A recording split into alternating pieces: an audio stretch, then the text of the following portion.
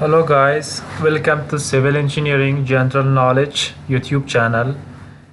Please, if you are new, please subscribe my YouTube channel, comment, share, subscribe, and press the bell icon for the more updates.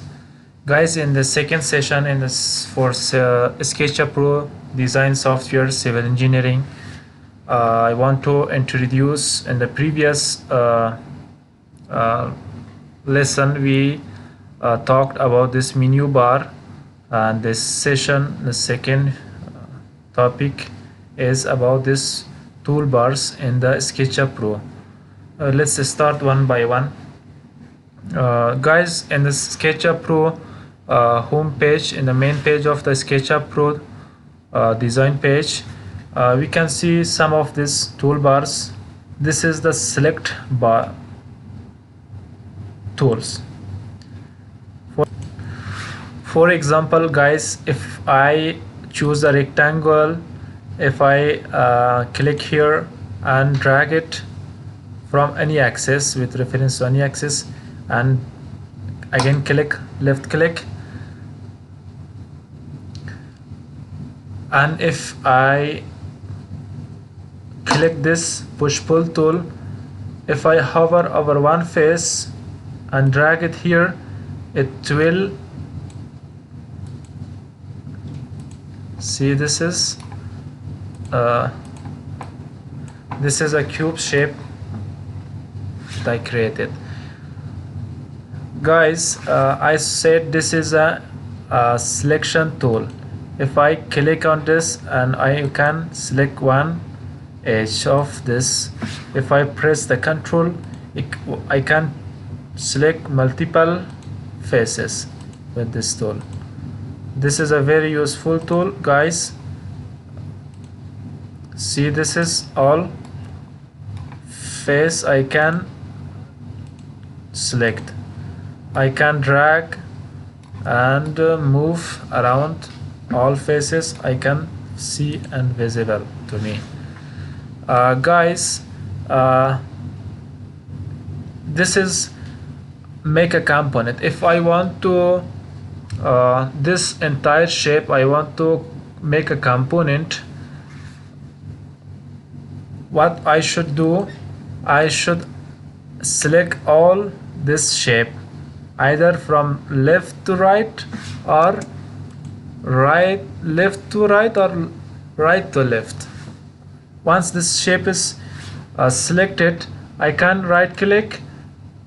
Here is the same tool is here, make a component.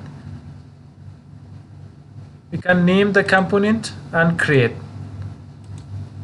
If I click to one face or one edge, the entire shape will select it. If I right click on this, edit the component. See, now I can choose separate edges. This is the difference between the make a component. If I make a component entire shape, if I select all this component and right click and make a component, this entire shape will merge, and by clicking a single click, the entire shape would be selected. This is one way. This is a component. The previously it was just a separate if I select this all, see, this is a component. Now I control Z, this is component. And this also paint bucket. If I click this button, then this window will pop up. I can color from here. I can select a color name, or with color I can choose any color and apply it here. See, this is, I can select any color and do the painting from here. In the edit panel, I can for the texture I can reduce the brightness and darkness from here. Guys, this is the HLS HSB RGB setting.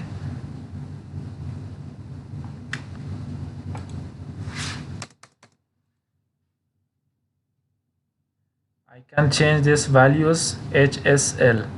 I can drag, and also by dragging or entering the numbers I can change the composition of the colors from here. Use the texture image. These are the settings for the paint bucket. I can select I want to change the material of this shape. I can select from here. I can choose a wood. See, I can do this texture one types of wood and apply it here. See, this is wood.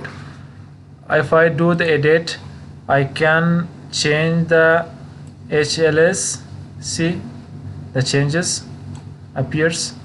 I can from the texture I can change this to 100. See the changes. I can change all these values and will observe the changes on the shape. This is just a brief introduction to paint bucket. We can select metal, tile, water, wood, glass, brick, cladding, asphalt, any shape, concrete.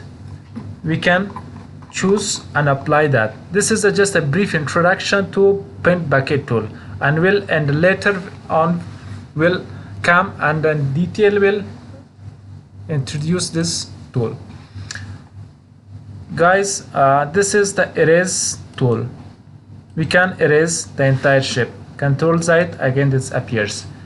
Guys, this is the line tool. We can draw a line from to different shape. This is a line tool, guys. This is freehand line tool. Freehand line tool, as the name suggests, this is a freehand line tool. Guys, this is a rectangular, this is a rotated rectangle, this is circle, this is polygon, this is arc, this is 2-point arcs, this is 3-point arcs, this is pi, and this is move tool. Guys, this is a very important tool. See guys, if I select this tool, or this is a component, if I single click, the entire shape will be selected. If it's not in component, we can select all and click on move.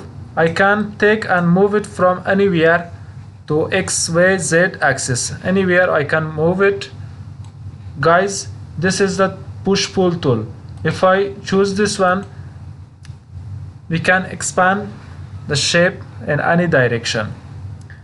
This is the rotate tool. Guys, if I select this tool and hover over one of axis, for example in this axis, I can rotate this shape in any angle. See, this angle will change. This is 90-degree rotation. Guys, see guys, I want to rotate it to again 90-degree, or we can type here also 90 degrees directly. Again we can type 180, again change. This is very important tool, rotate tool. This is guys follow me tool. In the later on video I will explain this also. This is a scale, guys. This is offset. I will introduce this tool also. Guys, if I just want to draw a rectangle, see guys, this is our rectangle.